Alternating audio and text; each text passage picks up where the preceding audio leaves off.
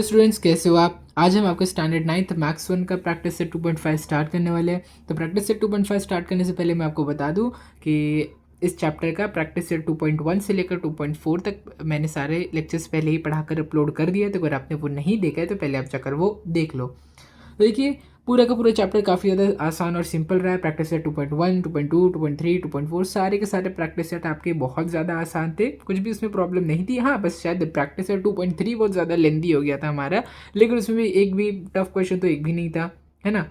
तो अगर आप रियल नंबर्स चैप्टर अगर आप छोड़ के जा रहे हो अपने एग्जाम में, मतलब आप बहुत बड़ी गलती कर रहे हो, क्योंकि यहाँ से बहुत ज़्यादा आसान आसान क्वेश्चन आपके स्कूल के एग्जाम में आने वाले हैं। ठीक है, तो इसको आप अच्छे से करके ज़रूर जाओ। आसान चैप्टर्स कभी भी आपको नहीं छोड़ने, क्योंकि आसान चैप्टर्स ही आपको मार्क्स दिलाएंगे, है ना। तो देखिए यहाँ पर अभी प्रैक्टिस सेट 2.5 हम स्टार्ट करते हैं।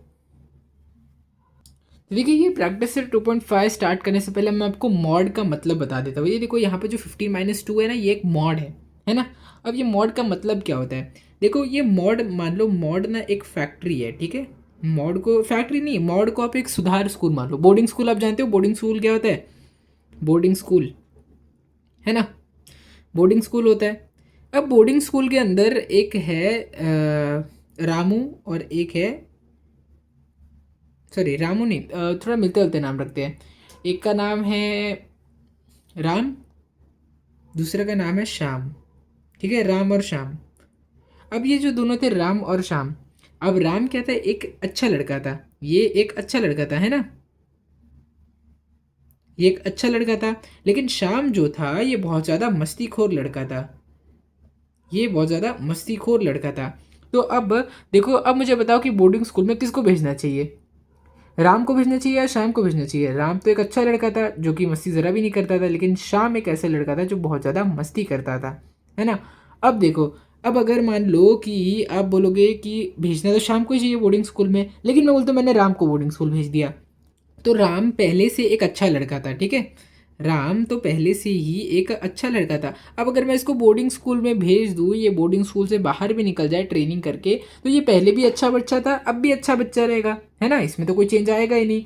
लेकिन श्याम जो था, जो बहुत ज़्यादा मस्तीखोर था, जैसे ही ये बोर्डिंग स्कूल से होके गुजरेगा तो क्या होगी, इसकी सारी की सारी जो शरारत है वो वही टाइम निकल जाएगी। क्यों निकल जाएगी, क्योंकि बोर्डिंग स्कूल में इसकी अच्छे से पिटाई हुई, अच्छे से पिटाई भी हुई और इसको अच्छे से पूरा सबक भी सिखाया गया कि एक अच्छा बच्चा बन के कैसे रहते हैं। तो अब श्याम भी एक बुरा बच्चा नहीं है, बल्कि वो भी एक अच्छा बच्चा बन गया है ना।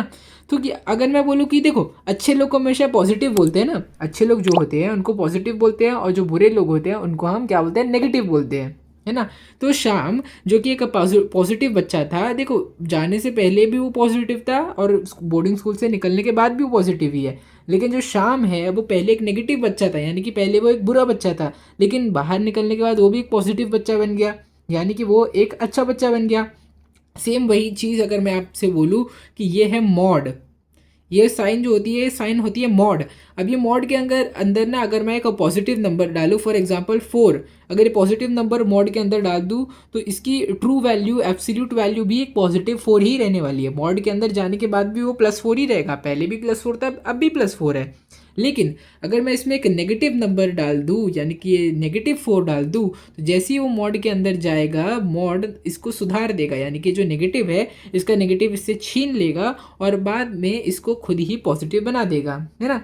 तो अब यहाँ पे आपको क्लियर हो जाना चाहिए कि मॉड के अंदर अगर कोई भी पॉजिटिव नंबर आएगा तो उसकी एब्सोल्यूट वैल्यू पॉजिटिव ही रहने वाली है, लेकिन अगर कोई भी नेगेटिव नंबर आया तो उस नेगेटिव नंबर की वैल्यू नेगेटिव नहीं रहेगी, बल्कि वो भी पॉजिटिव हो जाएगी। तो यानी कि मॉड को सिर्फ और सिर्फ पॉजिटिव नंबर्स अच्छे लगते हैं, मॉड को नेगेटिव चीज़ें पसंद नहीं है। जैसे बोर्डिंग स्कूल में नेगेटिव बच्चे पसंद नहीं है, वैसे ही मॉड को भी नेगेटिव नंबर्स पसंद नहीं है। तो अब मॉड के अंदर कोई भी नंबर डालोगे तो वो अपने आप एक पॉजिटिव नंबर बन जाएगा, ठीक है। तो जो मैं देखिए ये बोर्डिंग स्कूल वाले एग्जाम्पल से आपको अच्छे से समझ गया होगा कि एक पॉजिटिव नंबर पॉजिटिव ही रहने वाला है, लेकिन एक नेगेटिव नंबर चेंज होकर पॉजिटिव बन जाएगा एक मॉड के अंदर, ठीक है। तो चलिए यहाँ पे हम आपका फर्स्ट क्वेश्चन देखते हैं। फर्स्ट क्वेश्चन क्या दिया है, 15-2। अब 15-2 की वैल्यू तो आपको पता ही है 13 है। अब 13 का मॉड क्या होगा, 13 का मॉड क्या होगा, 13 तो पहले से एक पॉजिटिव नंबर है, तो 13 का मॉड भी वैसे भी एक पॉजिटिव नंबर ही रहने वाला है। तो यहाँ पर आपके मॉड की वैल्यू भी +13 होगी, ठीक है। अब 4 - 9, क्वेश्चन नंबर 2 आपका क्या बोल रहा है, क्वेश्चन नंबर 2 आपको बोल रहा है 4 माइनस 9 का मॉड बताओ। अब 4 माइनस 9 की सबसे पहले हम वैल्यू ही निकाल लेते हैं। 4 माइनस 9 क्या होता है, -5 होता है ना। देखो 9 माइनस 4 करते तो +5 होता है, लेकिन 4 माइनस 9 किया तो क्या आ जाएगा आंसर, -5। अब -5 का मॉड निकाल लो। मैंने क्या बोला था, पॉजिटिव नंबर पॉजिटिव ही रहेगा, लेकिन नेगेटिव नंबर चेंज होकर पॉजिटिव बन जाएगा। सो देयरफॉर आंसर यहाँ पे हो जाएगा आपका +5। ठीक है, अब देखते हैं आगे क्या दिया है। आगे दिया है 7 इंटू -4। ठीक है, अब यहाँ पर हमें मॉड की पहले वैल्यूज़ हमें खुद ही निकालनी पड़ेगी। 7 इंटू -4। अब 7 का मॉड क्या होगा, 7 का मॉड तो 7 ही रहने वाला है, क्योंकि वो पहले से एक पॉजिटिव नंबर है।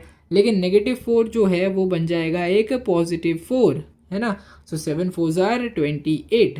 तो इसकी वैल्यू आपकी क्या आ जाएगी, 28 आ जाएगी। इसकी वैल्यू 5 होगी, इसकी 13 और इसकी 28। ठीक है, क्वेश्चन नंबर 1 काफ़ी ज़्यादा सिंपल, कुछ भी इसमें नहीं था। इसको तो आप बिना पेन उठाए भी आराम से सॉल्व कर सकते थे। ठीक है, तो यहाँ पर इसको अच्छे से नोट कर लीजिए, फिर हम आपका क्वेश्चन नंबर 2 स्टार्ट करते हैं।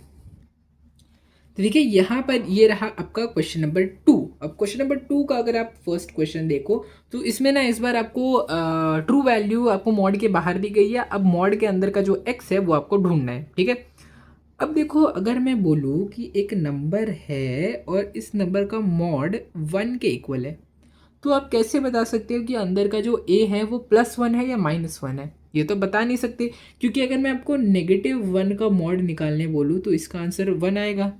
वही अगर मैं एक +1 का भी आपसे मॉड निकालने बोलूँ तो भी तो आंसर 1 ही आएगा, है ना। दोनों टाइम पे आंसर 1 आएगा, नेगेटिव पे भी 1 आएगा, पॉजिटिव पे भी 1 आएगा।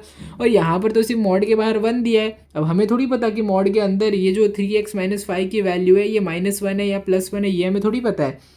-1 ये जो इसके जगह -1 का मॉड निकालोगे तो भी +1 आएगा, और ये +1 का मॉड निकालोगे तो भी 1 आएगा। दोनों का मॉड ही आपको 1 दे रहा है आंसर। तो हमें थोड़ी पता कि आंसर +1 है या -1 है, क्वेश्चन में नहीं बताया हमें। सो देयरफॉर हम ना 3x - 5 की जो वैल्यू है इसको 1 भी लेंगे और -1 भी लेंगे। ठीक है, दोनों केसेस को हम लेंगे यहाँ पे। सो दोनों केसेस को साथ में हम सॉल्व कर लेते हैं। सो सबसे पहले आप लिखोगे कि 3x - 5 इज इक्वल टू -1 और +1। ठीक है, -1 या नॉर्मल 1। ओके, क्योंकि मॉड हट चुका है अब यहाँ से। सो देयरफॉर यहाँ पर आ जाएगा आपका केस 1, और लेफ्ट साइड में आपका क्या आ जाएगा, लेफ्ट साइड में आ जाएगा आपका केस नंबर 2।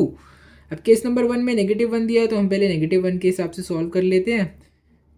देयरफॉर 3x अपनी जगह पे ही रहेगा, -5 इधर जाके +5 बन जाएगा। सो -1 + 5 ये तो आपको पता ही है, वैल्यू आ जाएगी 4। So 3x is equal to 4। Therefore x की वैल्यू कितनी आ जाएगी, 4/3। अब ये आ गया आपका केस नंबर 1। अब केस नंबर 2 में हमें 3x - 5 की वैल्यू +1 लेनी है इस बार। Okay, so 3x is equal to 1, ये यहाँ पे जाके प्लस बन जाएगा। Therefore 3x is equal to 6, और x की वैल्यू किसके इक्वल आ जाएगी, 6/3 के। और 6/3 किसके इक्वल है, ये इक्वल है 2 के, यानी कि हमारी x की वैल्यू 2 भी आ गई और x की वैल्यू 1 भी आ गई। यहाँ पे हमें x की वैल्यू पूछी थी। देयरफॉर x की वैल्यू की दो पॉसिबिलिटी है, या तो वो 4/3 होगा या तो वो 2 होगा। ठीक है, अगर +1 होगा तो 2 होगा, -1 होगा तो 4/3 होगी वैल्यू। यहाँ पर आपका क्वेश्चन नंबर 1 कंप्लीट हो गया। आप इसको नोट कर लीजिए, फिर हम आपका क्वेश्चन नंबर 2 स्टार्ट करते हैं। तो अब देखिए क्वेश्चन नंबर 2 में आपको 7 - 2x ये वैल्यू दे के रखी है, और इसकी वैल्यू की दो पॉसिबिलिटी है। सेम वही तरीके से, या तो +5 होगा या तो -5 होगा, है ना।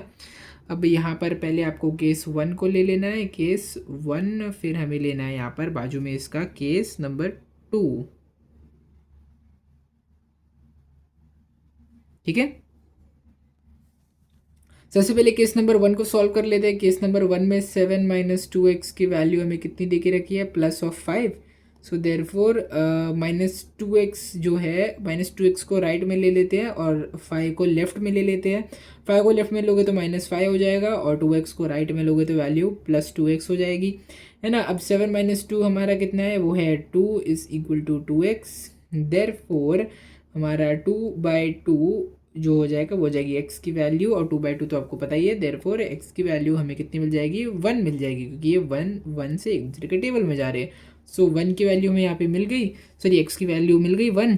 अब केस नंबर 2 जो कि है यहाँ पर इज इक्वल टू -5। ठीक है, अब सेम वही तरीके से आपको क्या करना है, -5 जब लेफ्ट साइड में आएगा तो +5 बन जाएगा, और यहाँ पर -2 राइट में जाके +2 बन जाएगा। Therefore 7 + 5 12 is equal to 2x। Therefore 12 divide by 2 is equal to x। 2 1 ज़ार 2, 2 6 ज़ार 12। देयरफॉर x की वैल्यू हमें कितनी मिली, वो मिली 6। ठीक है, अब x की दो पॉसिबल वैल्यूज है, देयरफॉर आप लिखोगे therefore x is equal to या तो +1 या तो 6। ठीक है, देखो काफ़ी ज़्यादा सिंपल वे में हमारा क्वेश्चन नंबर 2 भी सॉल्व हो गया है ना, कोई भी प्रॉब्लम्स में नहीं आई हमें करने में। अब आप इसको अच्छे से नोट कर लीजिए, फिर हम आपका नेक्स्ट क्वेश्चन नंबर 2 स्टार्ट करते हैं। तो देखिए ये रहा आपका क्वेश्चन नंबर 3। क्वेश्चन नंबर 3 में हमें मिला है 8 - x/2 की वैल्यू या तो +5 है या तो इसकी वैल्यू -5 है। ठीक है, अब यहाँ पर हम सारे केसेस को जोड़ लेते हैं। केस नंबर 1 और दूसरा हो जाएगा हमारा केस नंबर 2। केस नंबर 2, अब केस नंबर 1 में हमें क्या देखना है कि 8 - x डिवाइड बाई 2 की वैल्यू है +5। ठीक है, अब ये 2 नीचे से ऊपर यहाँ पे चले जाएगा। Therefore 8 - x is equal to 5 × 2। So therefore 8 - x की वैल्यू आ जाएगी 10। देयरफॉर 8 यहीं पर रहेगा, 10 राइट से लेफ्ट आ जाएगा तो ये -10 हो जाएगा, ये x लेफ्ट से राइट चले जाएगा तो ये +x बन जाएगा। देयरफॉर 8 - 10 तो आपको पता ही है -2 हो जाएगा। देयरफॉर x की वैल्यू हमें कितनी मिल जाएगी, वो जाएगी -2। ठीक है, अब केस नंबर 2 में देखते हैं। 8 - x divide by 2 is equal to -5। So therefore 8 - x is equal to -5 multiplied by 2।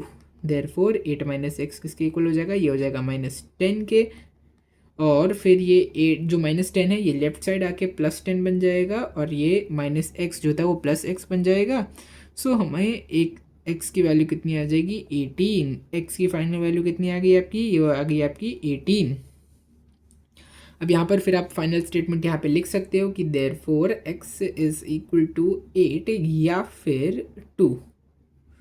कौन सा 2, -2, या तो 18 है या तो -2 है x की वैल्यू। ठीक है, यहाँ पर हमारा क्वेश्चन नंबर 3 भी कंप्लीट हो गया, इसमें कुछ भी प्रॉब्लम नहीं आई हमें, एकदम आसानी से ये क्वेश्चन भी हमारा सॉल्व हो गया है। ठीक है, आप इसको नोट कर लीजिए, फिर हम आपका क्वेश्चन नंबर 4 स्टार्ट करते हैं। तो देखिए ये रहा हमारा क्वेश्चन नंबर 4। अब क्वेश्चन नंबर 4 में हमें क्या बोला गया है, क्वेश्चन नंबर 4 में बोला गया है कि 5 + x/4। अब इसकी दो पॉसिबल वैल्यूज़ है, वो दो पॉसिबल वैल्यूज़ क्या है, या तो ये +5 होगा या तो ये -5 होगा, है ना। मॉड के बाहर या तो +5 या तो -5 होगा। तो अब यहाँ पे हमें केस 1 केस 2 यहाँ पे हम लोग ने लिख लिया। अब एक एक करके दोनों केसेस को सॉल्व करते हैं। तो सबसे पहले 5 + x/4 की वैल्यू किसके इक्वल आ जाएगी, ये आ जाएगी इक्वल हमारे 5 के। सो देयरफॉर x/4 को यहीं पर रखो और यहाँ पे 5 से 5 को माइनस कर दो। ये जो पॉजिटिव 5 था यहाँ पे राइट में जाके -5 बन जाएगा। सो देयरफॉर ये तो आपको पता ही है कि 5 - 5 0 आ जाएगा और 4 भी जब इसको ऊपर जाके 0 से मल्टीप्लाई करेगा तो वो भी 0 ही बनने वाला है। सो x की फर्स्ट वैल्यू हमें मिली है 0। फर्स्ट वैल्यू x की मिल गई 0। अब केस नंबर 2 में देखते हैं। केस नंबर 2 में हमें बोला गया था कि ये 5 + x/4 ये किसके इक्वल हो जाएगा, ये इक्वल हो जाएगा -5 के, है ना। दो पॉसिबल वैल्यूज़ थी। अब x/4 को यहीं पर रखते हैं और -5 ये जो था इसके साथ ये जो पॉजिटिव 5 है राइट में जाके ये भी -5 हो जाएगा, है ना। So therefore x divided by 4 जो हमारी वैल्यू आ जाएगी। देखो अब दोनों का साइन क्योंकि सेम है तो दोनों के दोनों नंबर्स ऐड हो जाएंगे, आंसर आ जाएगा 10। और साइन कौन सी होगी, जो दोनों नंबर्स की कॉमन साइन थी, -10। ठीक है, देयरफॉर हमारा जो x जो है इसका 4 10 के साथ जाके -10 × 4 से मल्टीप्लाई हो जाएगा और हमें फाइनली x की वैल्यू मिल जाएगी -4, सॉरी 4 नहीं, -40। तो अब x की दोनों पॉसिबल वैल्यूज़ यहाँ पे हमें मिल चुकी है। अब देखते हैं यहाँ पे final. Therefore x is equal to 0, या तो x की वैल्यू 0 है या तो x की वैल्यू -40 के इक्वल है। सो यहाँ पर थी हमारी दो पॉसिबल वैल्यूज़। तो इसी के साथ साथ क्वेश्चन नंबर 4 भी हमारा कंप्लीट हो गया। क्वेश्चन नंबर 4 के साथ साथ प्रैक्टिस से 2.5 भी कंप्लीट हो गया और इसी प्रैक्टिस से 2.5 के साथ साथ हमारा मैथ्स का चैप्टर नंबर 2 कंप्लीट हो गया है। तो काफ़ी ज़्यादा स्कूल्स में शायद मुझे लगता है मैथ्स 1 और मैथ्स 2 में सिर्फ दो चैप्टर्स ही कराए होंगे। तो यहाँ इसी के साथ साथ मुझे लगता है कि आपका फर्स्ट यूटी का सिलेबस भी कंप्लीट हो गया है और मुझे उम्मीद है कि ये जो चैप्टर था हमारा रियल नंबर्स का चैप्टर, ये काफ़ी ज़्यादा आसान और सिंपल चैप्टर था। और ये चैप्टर मेरे जैसे मैंने आपको कहा था, ये चैप्टर आप एग्ज़ाम में छोड़ के बिल्कुल नहीं जाओगे। हो सकता है कि आप सेट्स छोड़ दो, वैसे सेट्स भी नहीं छोड़ना चाहिए, सेट्स भी काफ़ी ज़्यादा आसान चैप्टर है। हमारा ये जो रियल नंबर्स है ये भी काफ़ी ज़्यादा आसान चैप्टर है। हाँ, हो सकता है आप पैरेलल लाइन्स छोड़ दो, लेकिन ये मैथ्स 1 के एक भी चैप्टर मत छोड़ना। अगर आप पैरेलल लाइन छोड़ रहे हो तो गलती से भी ये मैथ्स 1 के तो एक भी चैप्टर मत छोड़ना। काफ़ी ज़्यादा सिंपल आसान चैप्टर्स थे, बहुत ज़्यादा आसान क्वेश्चन भी आपको इन चैप्टर से आएंगे। ठीक है, तो इसीलिए आसान चैप्टर्स को सबसे पहले आपको करना है। कोई भी अगर बोले ना कि डिफ़िकल्ट चैप्टर्स पहले करो, तो ऐसे आप ना कभी भी डिफ़िकल्ट के चैप्टर्स मत करने लग जाना शुरू में। पहले आसान चैप्टर करो, अपने मार्क्स को फिक्स कर लो, उसके बाद डिफ़िकल्ट चैप्टर्स करो। ठीक है, तो मुझे उम्मीद है कि ये चैप्टर से जितने भी क्वेश्चंस हैं वो सारे के सारे आपके एकदम क्लियर हो गए होंगे। और अगर एग्ज़ाम में रिलेटेड इससे कोई भी क्वेश्चन आया तो आप उसमें फुल मार्क्स लाओगे। एंड अगर आपको वीडियो अच्छा लगा हो तो इस वीडियो को लाइक करो, शेयर करो और चैनल को सब्सक्राइब करो। Thank you.